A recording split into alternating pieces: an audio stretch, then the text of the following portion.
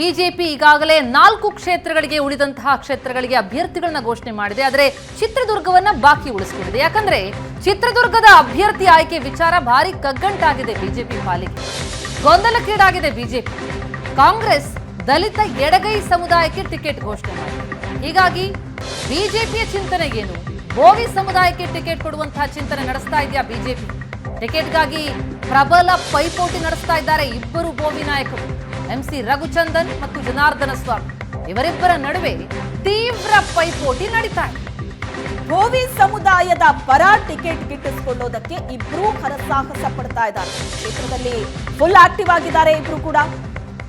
2009ರಲ್ಲಿ ಬಿಜೆಪಿಯಿಂದ ಸ್ಪರ್ಧಿಸಿ ಸಂಸದರಾಗಿದ್ರು ಜನಾರ್ದನ ಸ್ವಾಮಿ.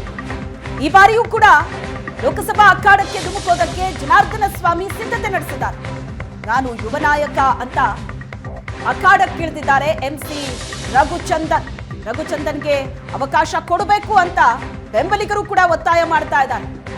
ಬೋವಿ ಸಮುದಾಯಕ್ಕೆ ಟಿಕೆಟ್ಗಾಗಿ ಇಮ್ಮಡಿ ಸಿದ್ದರಾಮೇಶ್ವರ ಶ್ರೀಗಳು ಕೂಡ ಒತ್ತಾಯ ಮಾಡಿದ್ದಾರೆ. ಶ್ರೀಗಳ ಒತ್ತಡದ ಹಿನ್ನೆಲೆ ಬೋವಿ ಸಮುದಾಯಕ್ಕೆ ಮಣೆ ಹಾಕಬೇಕು ಅಂತ ಬಿಜೆಪಿ ಕೂಡ ಪ್ಲಾನ್ ಮಾಡದಂತೆ ಕಾಣಿಸ್ತಾ ಇದೆ. ಈ ಬಗ್ಗೆ ಡೀಟೇಲ್ಸ್ ಕೊಡ್ತಾರೆ ನಮ್ಮ ರಿಪೋರ್ಟರ್ ಕಿರಣ್. ಈಗ ಸಂಪರ್ಕದಲ್ಲಿದ್ದಾರೆ. ಕಿರಣ್, ಚಿತ್ರದುರ್ಗದ ಬಿಜೆಪಿ ಟಿಕೆಟ್ ಯಾರ ಪಾಲಾಗಬಹುದು? ಇಬ್ರು ಆಕಾಂಕ್ಷಿಗಳು ಕಂಡು ಬರ್ತಾ ಇದ್ದಾರೆ. ಕಾಂಗ್ರೆಸ್ ಇಂದ ಈಗಾಗಲೇ ಟಿಕೆಟ್ ಘೋಷಣೆಯಾಗಿದೆ. ಬಿಜೆಪಿಯ ಚಿಂತನೆ ಏನು? ಸಾಧ್ಯತೆಗಳು ಏನು ಕಂಡು ಬರ್ತಾ ಇದೆ? ಪ್ರಥಮ ಲೋಕಸಭಾ ಚುನಾವಣೆಗೆ ಸಂಬಂಧಪಟ್ಟಂತೆ 1952ರಿಂದ ಇಲ್ಲಿ ತನಕ ಇದು ಬಿಜೆಪಿ ಅಭ್ಯರ್ಥಿ ಘೋಷಣೆ ವಿಚಾರವಾಗಿ ಒಂದೇ ಒಂದು ಕ್ಷೇತ್ರ ರಾಜ್ಯದಲ್ಲಿ ಕಗ್ಗಂಟಾಗಿ ಉಳಿದಿದೆ ಅಂದ್ರೆ ಚಿತ್ರದುರ್ಗ ಇದು ಮೊದಲ ಬಾರಿ ಅಂತಾನೆ ಹೇಳ್ಬೋದಾಗಿದೆ. ಈಗಾಗಲೇ ಏನು 25 ಕ್ಷೇತ್ರಗಳ ಪೈಕಿ ಬಿಜೆಪಿ 24 ಘೋಷಣೆ ಮಾಡಿದೆ. ಉಳಿದ ಚಿತ್ರದುರ್ಗಕ್ಕಾಗಿ ಒಂದ್ ರೀತಿ ಕಗ್ಗಂಟಾಗಿ ಉಳಿದಿದೆ. ಅದೊಂದು ಚಾಲೆಂಜ್ ಆಗಿ ಪರಿಣಮಿಸಿದೆ ಅಂದ್ರೆ ತಪ್ಪಾಗ್ಲಿಕ್ಕಿಲ್ಲ.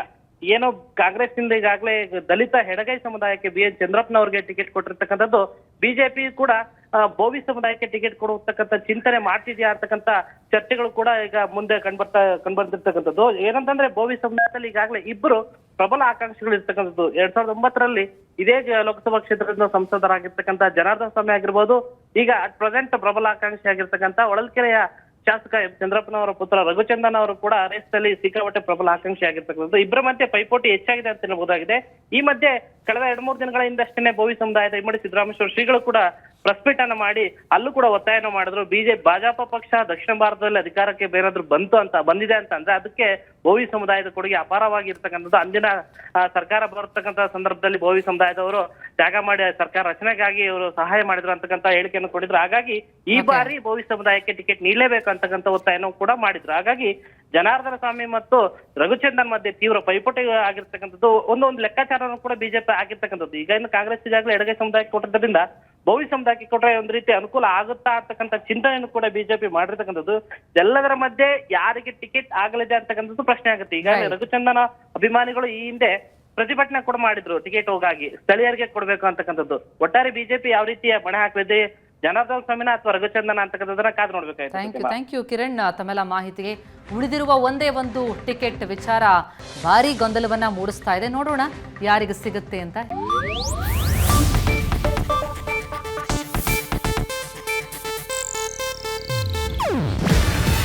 ಇದು ಏಷ್ಯಾನೆಟ್ ನ್ಯೂಸ್ ನೆಟ್ವರ್ಕ್ ಪ್ರಸ್ತುತಿ.